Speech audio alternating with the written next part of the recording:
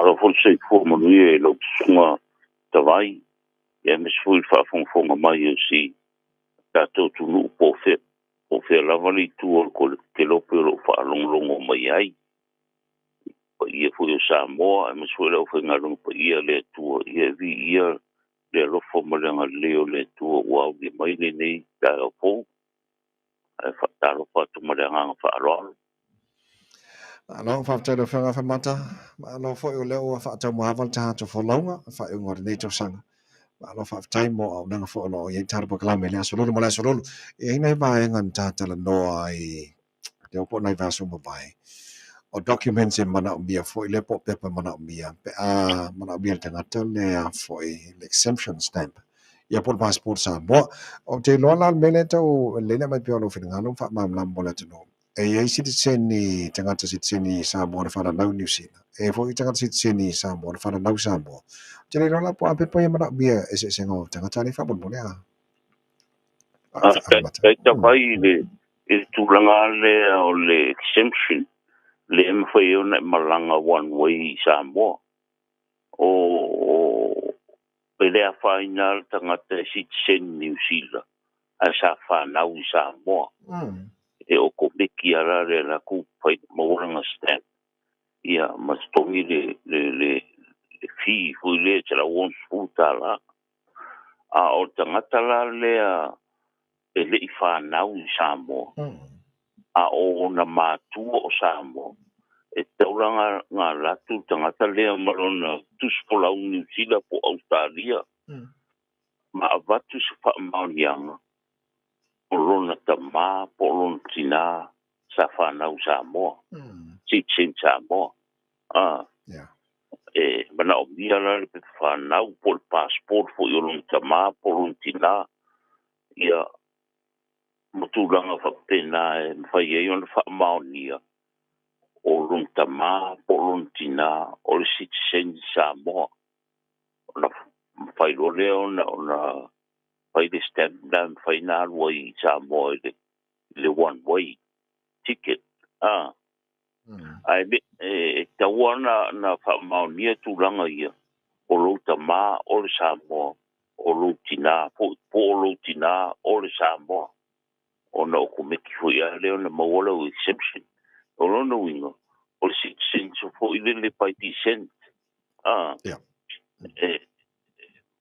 mawhai ona o le stamp lea a taulana watu pepa whamaoni ai o lo tina po lo tamā na whanau Samoa po Samoa citizen e ala le se pepa whanau po tuspolau hui o matua po lo tina po lo tamā ia ona whai aro leo o le stamp pe ona mana bia e mwhai ina e alu le one way Samoa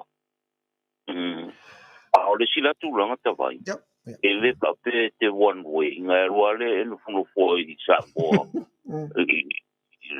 e tolu masina mwhai ina e nufu le one way stamp na e tapotua I e tangata lea e leo se citizen Samoa a o na matua I o tangata lea la tu e leo citizen Samoa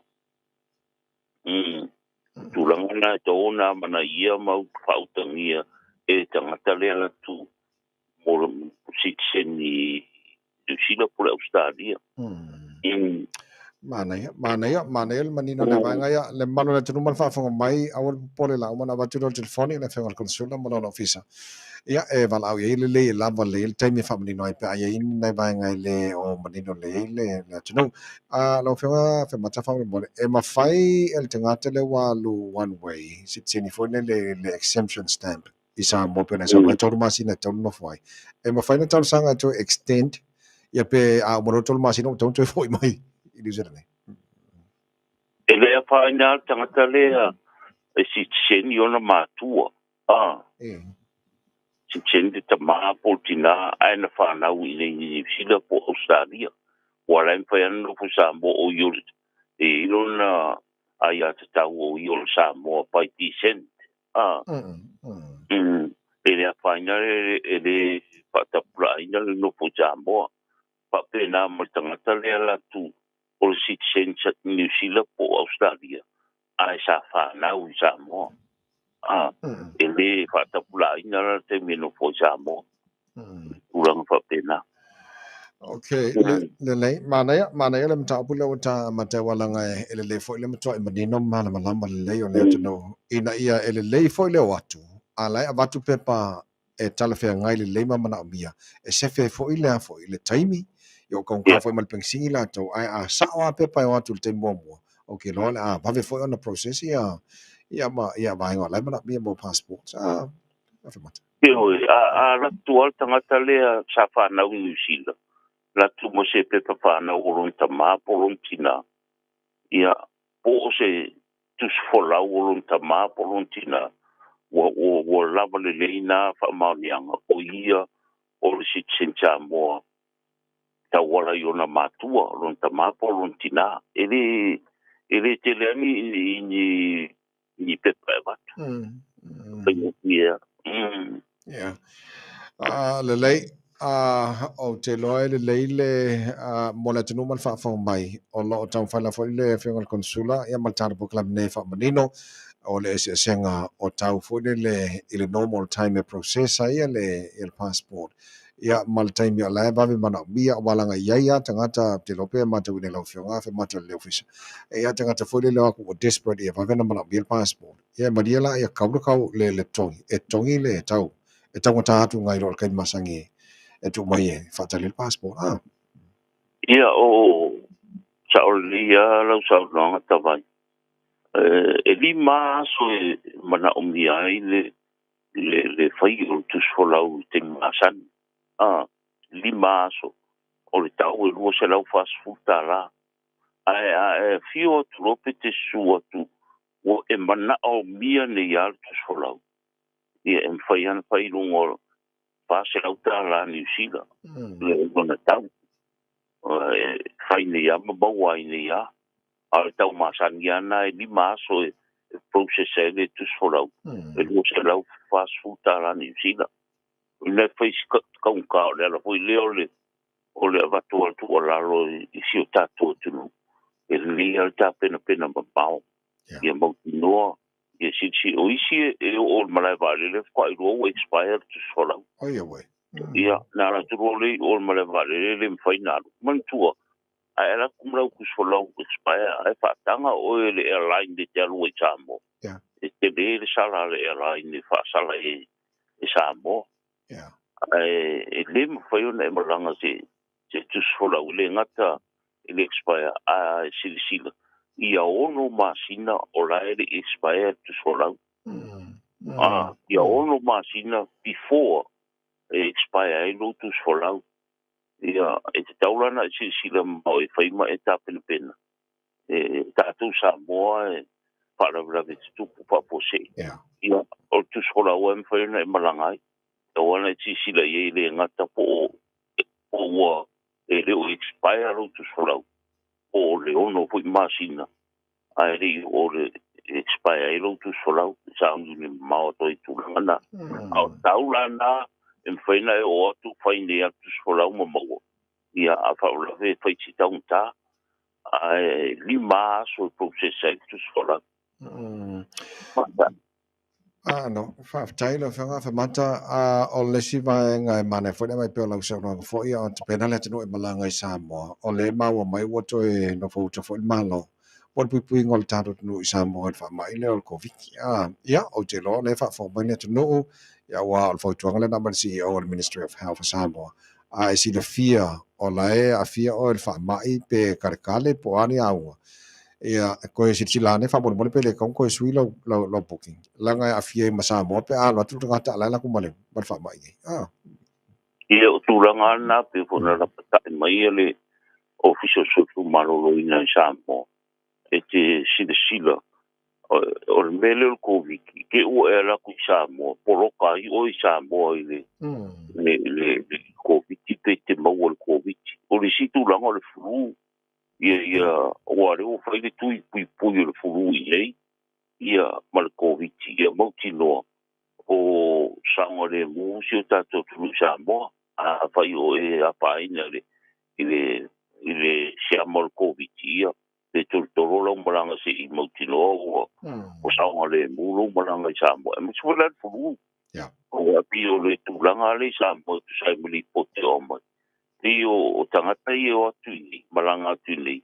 I o sui le tau I Samoa. E wape po I arawala I furu tūlanga whapena I le timunga ma le tau vevela I Samoa. Nei ala patapena ia I le ngata I wara au mo tūlanga whapena o le furu. I pui ai o te malanga I Samoa. Le lei o leo tātou angatu le vaitampisi o le tausanga la uma whamnatu aso o leo wa umana whongai na le whianga konsula ia tāpu ni hela la tō nanga ai mo tātou whatasa mone fia whaongai nea tino fuenele e au tēnā nai mawala wano mone veasu e toi anga ia toi ma puk pēr whapea le fia whaongai vaitami leo asamaro loa na whianga whamata E o le tūlanga I la susu tolo te sema e whaangata ai le whinga o processing o tātou tuswharau. A su tolo te sema. Ai te puni le ofisa la surusuru o te sema. Tātou e mele tau sangfou le sangfou. Ia, e so walu Januari lua whenua fumalwha. Al tātou whalsa mota vai. O le lua vai aso le te puni e le ofisa. E le mawhai o na whaonga aina whalsa moa. Le tawa sao mai o le ofisa. A atura tangata e puku le vai aso I e lua. Langa le inisi o le opai ngā ruenga e awanoa. Mo ngā ruenga o le whalsa moa. Ta ape fo le opai ngā ruenga I e pai marorongo le aso. O kisi masi matau sang fau. A whai te fi whaonga o le whalsa moa. E tauna e wawe o atu e talanoa I le ofisa. Ia ona whaeloa mai leo tūlanga I o aso e tapuni ai tātou ofisa e opi e marpatamo pa maruru atua I le atunu e whaponga mai whamoi moile I vai aso I e rua e puni e tātou ofisa e tapuni e fui marpatamo ona e le inise vai Maro wharoa la patawai. Malo whaftai le fo mane o manina mai le tulanga le mo le whafo mai le tuno. Ia le lei se I vanganai se vaenga tau pala pa ua tia tiau e ona se fiam whamnatu mo le tino e le wha mai na ta proklame nei tai a whamol mole. Ia o le whaoro maua I vai aso uma I tātou oroa na I o tātou awhai whatanga I Samoa. La tapo I tele fuanga ai ngai le Ile kisimasi ia mali tau sang fo ina ia mani tuane o roa na ia tātou tangata ma Samoa ua whaere le anga whatoanga o talo ia mani si tūlanga ia mātango fia lava lau tō sao tāua ia tō so tāua māsani tu sai ma patau ino tātou o roa ma Samoa mori atu le anga whaatai te vai ia mori awanoa Nei tai au, ia, mo tātou pokara me māsani. Tātou tō whiroa I fo I le wea sapou, ka au ria le ropa maleanga le tua. Ia manu e tere lau sunga, ia masifo I te tātou tunu, pa whengai mga roenga nei aso. Malo pa lau lapa pa